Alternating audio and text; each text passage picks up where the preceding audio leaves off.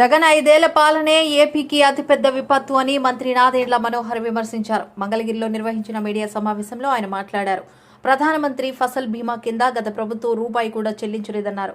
2020 ఖరీఫ్ నుంచి రైతులకు పంట బీమా కూడా ఇవ్వలేదని చెప్పారు.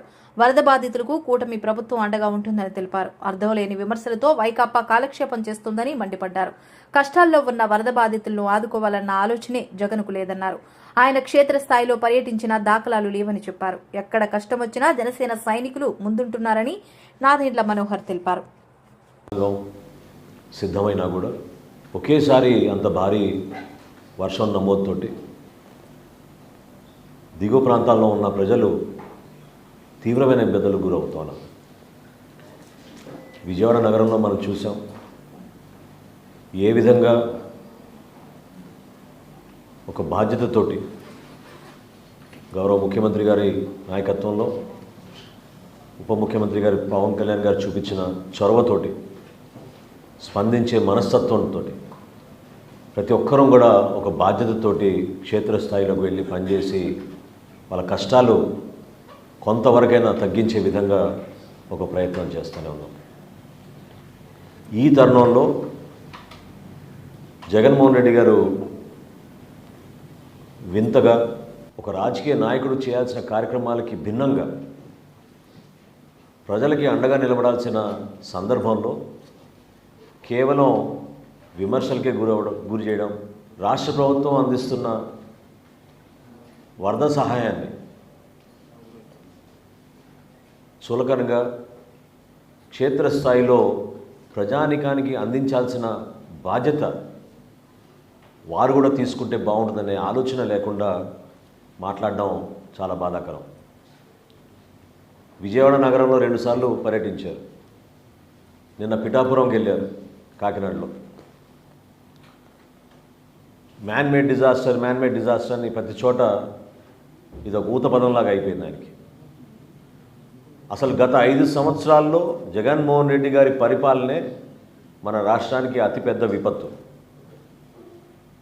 ఊహించని విధంగా వీళ్ళు వ్యవస్థలు నాశనం చేసి కనీసం ఇరిగేషన్ శాఖ పైన క్షేత్రస్థాయిలో ఉన్న వ్యవస్థలపైన అధ్యయనం చేసుకుని బడ్జెట్ అలొకేషన్లు కూడా చేయకుండా సర్వనాశనం చేసిన జగన్మోహన్ రెడ్డి గారు ఈ రోజున అధికారంలో ఉన్న కూటమి ప్రభుత్వం కేవలం 3 నెలలు అయింది మేము అధికారంలోకి వచ్చి. 3 నెలలకే మీకు ఇంత ఏడుపులు ఉంటే ఎట్లా?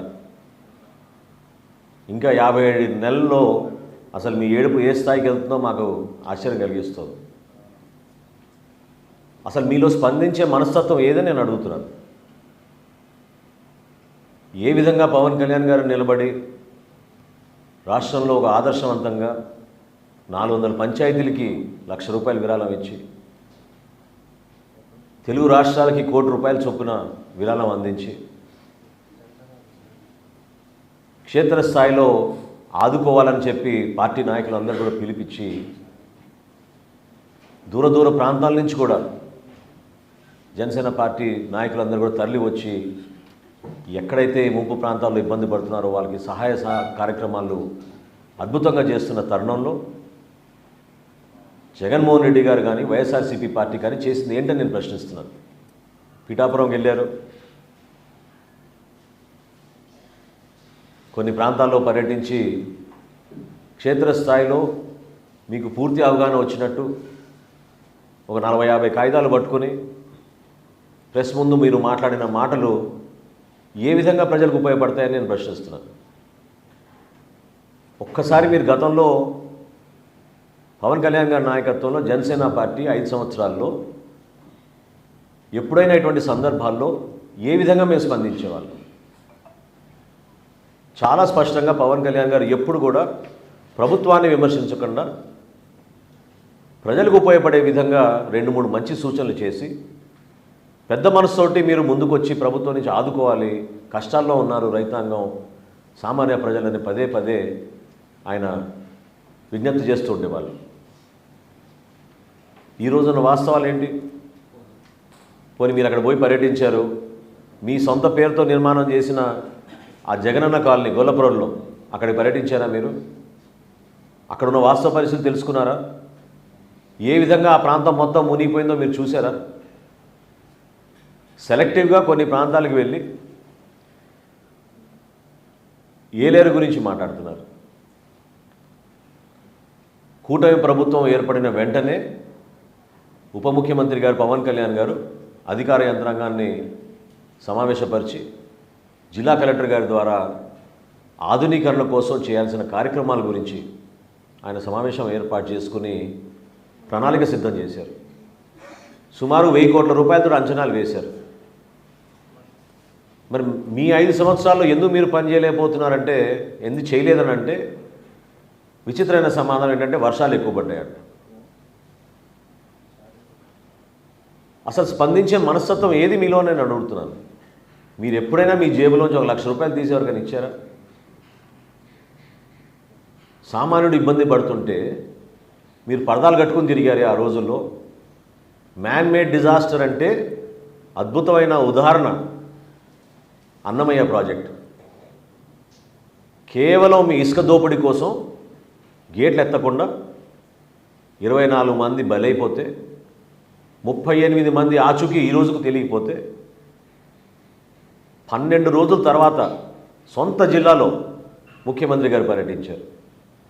12 రోజుల తర్వాత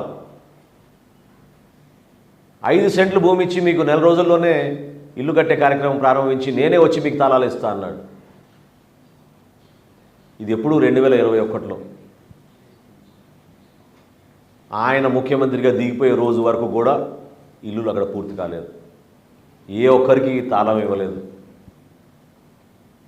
ఈయన మాట్లాడతాడు మ్యాన్ మేడ్ డిజాస్టర్ అని. అన్నమయ్య ప్రాజెక్టు ఏ విధంగా కూలిపోయిందో దానికన్నా మ్యాన్ మేడ్ డిజాస్టర్ ఏముంటుందో చెప్పండి. ఈరోజు బుడమేరు కానివ్వండి, ఏలేరు కానివ్వండి, కనీసం బేసిక్ మినిమం రిక్వైర్మెంట్స్ కోసం ఖర్చు పెట్టుకోవాల్సిన నిధులు మీరు కేటాయించకుండా అస్తవ్యస్తంగా వదిలేసి అక్కడున్న ఇబ్బందుల గురించి మీకు అవగాహన లేక కేవలం రాజకీయ కోణం నుంచే ప్రతి క్షణం మీరు మాట్లాడుతుంటే దాన్ని తీవ్రంగా మనం అందరం కూడా ఖండించాల్సిన అవసరం ఉంది. అసలు దేనికోసం మీ ఏడుపులు? ప్రజలు పడుతున్న ఇబ్బందుల గురించి మీరు మాట్లాడండి. 10,000 రూపాయలు కాదు, ఇంకొక 5,000 రూపాయలు ఎక్కువ ఇవ్వమని మీరు అడగండి. క్రాప్ ఇన్సూరెన్స్ గురించి అంత దారుణమైన అబద్ధం ఆడాడు నిన్న. అసలు చాలా ఆశ్చర్యం కలిగించింది నాకు. స్వయంగా కేంద్ర వ్యవసాయ శాఖ మంత్రి శివరాజ్ సింగ్ చౌహాన్ గారు మన వరద ప్రాంతాలు పర్యటించినప్పుడు ఆయన ప్రెస్ మీట్లో డైరెక్ట్గా చెప్పారు, ప్రధాన మంత్రి ఫసల్ బీమా యోజన కింద గత ప్రభుత్వం రూపాయి కూడా చెల్లించలేదు. 2020 ఖరీఫ్ నుంచి ఏ రైతు కోసం మీరు క్రాప్ ఇన్సూరెన్స్ ఇచ్చారో చెప్పమని జగన్మోహన్ రెడ్డి గారిని ఆధారాలతో సహా నేను చూపిస్తాను.